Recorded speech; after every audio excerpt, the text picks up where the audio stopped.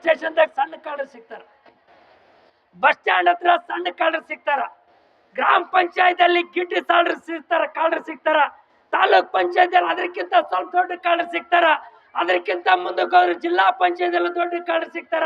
ಕರ್ನಾಟಕ ರಾಜ್ಯದ ನುಂಗಿ ನೀರು ಹೇಳ್ತಕ್ಕಂಥ ಕಳ್ಳರು ವಿಧಾನಸಭೆಯಲ್ಲಿ ಸಿಗ್ತಾರ, ದೇಶದ ನುಂಗಿ ನೀರು ಹೇಳ್ತಕ್ಕಂಥ ಅಸೆಂಬ್ಲಿಯಲ್ಲಿ ಸಿಗ್ತಾರ.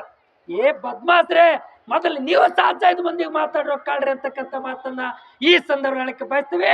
ಆ ಕಾರಣಕ್ಕಾಗಿ ಸಣ್ಣ ಪುಟ್ಟ ಅಂಗನವಾಡಿ ನೌಕರಿ ಮಾಡ್ಕೊಂಡು ಅವ್ರು ಕೊಡ್ತಕ್ಕಂಥ ಸ್ಯಾಲ್ರಿ, ಇವತ್ತು ಇನ್ನೊಂದು ಮಾತಿದೆ, ನಿಮ್ಮ ಹೋರಾಟದಲ್ಲಿ ಇರ್ತಕ್ಕಂಥ ಬೇಡಿಕೆ, ಇವತ್ತು ಅಂಗನವಾಡಿ ನೌಕರ ಸಂಘ ನೌಕರರಿಗೆ ಗಂಡ ಹೆಂಡತಿ ಮಕ್ಕಳು ಸೊಸೆ ಮಗ ಅತ್ತೆ ಬಾವಮೈದನ ಮೈದನ ನಾದನೆ ಅವ್ರ ಮನ್ಯಾಗ ಮುತ್ಯ ಆಯಿ ಏನಾದ್ರೂ ಹೆಲ್ತ್ ಪ್ರಾಬ್ಲಮ್ ಅಂದ್ರೆ ಇವತ್ತು ಒಳ್ಳೆ ಹಾಸ್ಪಿಟಲ್ ಹೋದ್ರು ಟ್ರೀಟ್ಮೆಂಟ್ ಮಾಡ್ಕೊಳ್ಳೋಕೆ ಪಗಾರ ಸರಿ ಹೋಗಲಾರಂತ ರೀತಿಯಲ್ಲಿ ಅಂಗನವಾಡಿ ನೌಕರರನ್ನ ಸಂಕಷ್ಟದಲ್ಲಿ ಬಳಸ್ತಾ ಇದ್ದಾರೆ.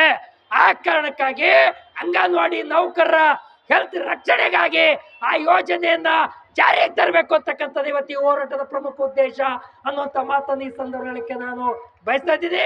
ಹಾಗಾಗಿರೋದ್ರಿಂದ ಇವತ್ತು ಅದಕ್ಕೇನೆ ರಾಷ್ಟ್ರ ಕವಿ ಕುವೆಂಪು ಅವರು ಮಾತನ್ನು ಹೇಳಿದ್ದಾರೆ, ಸರ್ವ ಜನಾಂಗದ ಶಾಂತಿಯ ತೋಟ, ರಸಿಕರ ಕಂಗಳ ಸೆಳೆಯುವ ನೋಟ, ಹಿಂದೂ ಮುಸ್ಲಿಂ ಕ್ರೈಸ್ತ ಪಾರಸಿಕ ಜೈನರು ಧ್ಯಾನ ಅಂತಕ್ಕಂಥ ಮಾತನ್ನ ರಾಷ್ಟ್ರ ಕವಿ ಕುವೆಂಪು ಅವರು ಹೇಳಿದ್ದಾರೆ.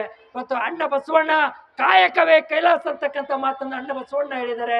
ಹಾಗಾಗಿರೋದ್ರಿಂದ ಬಾಬಾ ಸಾಹೇಬ್ ಅಂಬೇಡ್ಕರ್ ಅವರು ಶಿಕ್ಷಣ ಸಂಘಟನೆ ಹೋರಾಟ ಅಂತಕ್ಕಂಥ ದೃಷ್ಟಿಕೋನದಲ್ಲಿ ನಾವು ನಡೀತಕ್ಕಂಥದ್ದು. ಆ ಕಾರಣಕ್ಕಾಗಿ ಇವತ್ತು